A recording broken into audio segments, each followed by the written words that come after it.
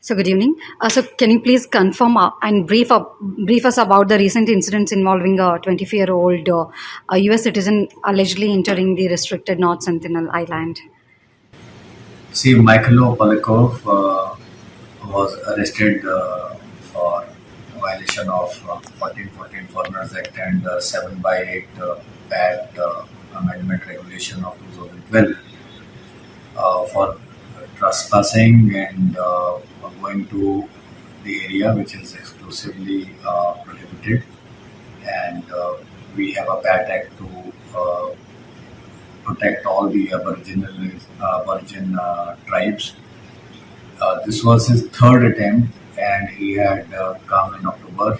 While during that attempt, he got inflatable kayak, and he did not have any engine or any other support.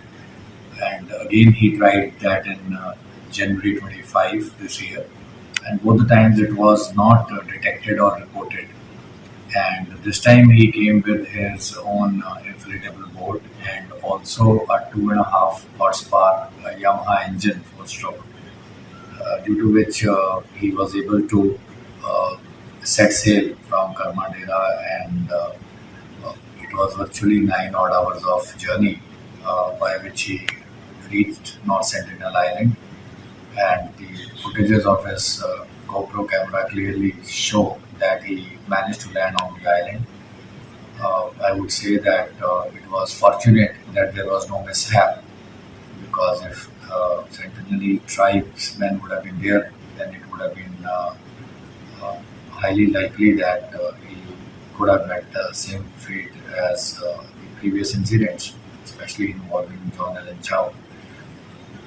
While he had set sail, he had left a note at a hotel that he has left for Bara time and he will come late, due to which the hotel staff was slightly alerted of as to his motives and journey. So by the time he reached back and he was still offshore, our teams managed to detect his movement. They took his custody, and after questioning, once it was all established that he had gone there and his footages also confirmed it, he was duly arrested. And initially, 3 days of police custody remand were also taken. And we constituted a special investigation team.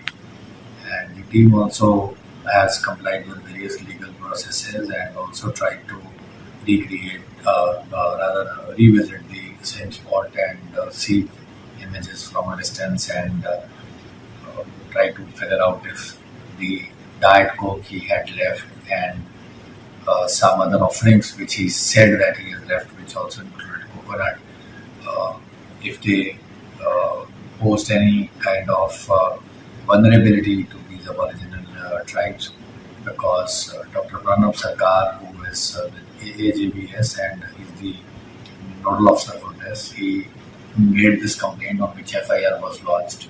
He duly accompanied the SIT, and he was also of the opinion that all efforts have to be made to see that there is nothing left behind which could pose vulnerability to the life and safety of the Aboriginal tribes, because there have been incidents in the past that some members of the different Aboriginal tribes have consumed some liquid which later on proved fatal to them. So today again the accused was presented in court of law, and he was sent to judicial custody for 14 days. So what is the legal action taken against him as of now, and the present status of investigation, like whether the embassies have been involved?